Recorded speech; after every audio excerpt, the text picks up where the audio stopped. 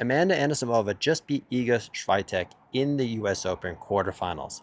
How did she do that after having lost to her 6-love, 6-love in the Wimbledon finals? And if Amanda makes it back to another finals, you might be thinking she's over the hump and she's going to perform better, but not so fast. That's what we're going to talk about here in this video, and I'm going to talk about it off the cuff for a few minutes and talk about how Amanda beat Iga first and foremost. So like I predicted in the Wimbledon finals, or I couldn't have been more wrong in my prediction, is that I predicted that Amanda was going to beat Iga in the Wimbledon finals. Of course, that did not happen. And the fact is, I didn't put enough emphasis in that prediction in how a person would perform under the brightest lights in the biggest moments. And Amanda not having been there before, you just don't know. But my predictions are always based on if the players rise to the occasion and are playing their best tennis, who will win? And I got a lot of grief in the comments from people saying, of course I should have known that Iga was going to beat Amanda and Amanda had no chance. But the fact is, those people are wrong. Well, of course they're right in hindsight. But the fact is that Iga has always had a problem with power players. People like Ostapenko, Rybakina, Sabalenka, and anyone hits the ball with more power than she does and more direct with less spin. And Iga can blow away everybody else off the court, but not these players. And many people think that Iga has mastered that, and those times are behind her where she can now handle those players. But the fact of the matter is those power players in the women's game control the outcome of the match against someone like Iga. If they make more errors, they will lose the match.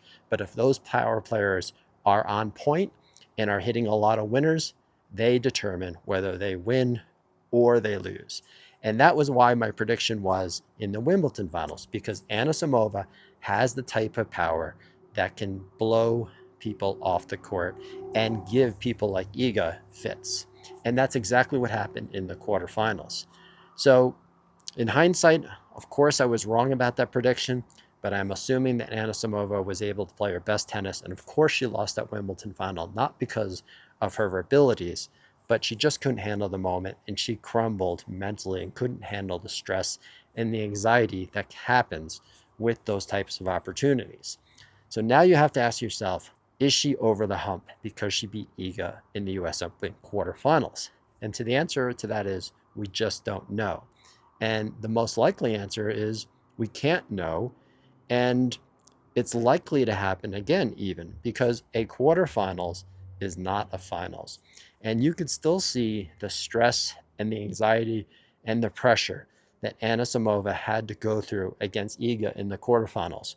But she was able to win a couple of games early and didn't have to worry about being blown out or bageled, and she was able to work her way into that match. So it was really important that she won games early. But again, this is the quarterfinals. The pressure is not the same. When there is more on the line to win your very first Grand Slam, the fact is that most players can't rise up to the occasion. It takes a very special person that can play their best tennis. And that's not a knock on anyone. We're all built a little bit differently in our mindsets and how we handle pressure. Some people just do it better than others. But that experience in the quarterfinals will certainly help Amanda. But just don't think to yourself that just because she got over the hump against Iga in the quarterfinals, that a similar type of thing may not happen in a finals if she makes it there again. And we just won't know until we see it. Now, I wouldn't expect it to be as acute as what happened in the Wimbledon final. But don't mistake it. It certainly could happen again. And maybe if she beats Osaka, we'll get to see how she handles her next finals. That's my thoughts on the matter. Congratulations to Amanda. You played a great match. It was a great rebound and a revenge match for you to get over that hump, at least in the quarterfinals, and beat Iga and take the racket out of her hand. Keep it up. Let's see if you can do it again. Thanks for watching. Please remember to like and subscribe, and I'll see you in the next ace.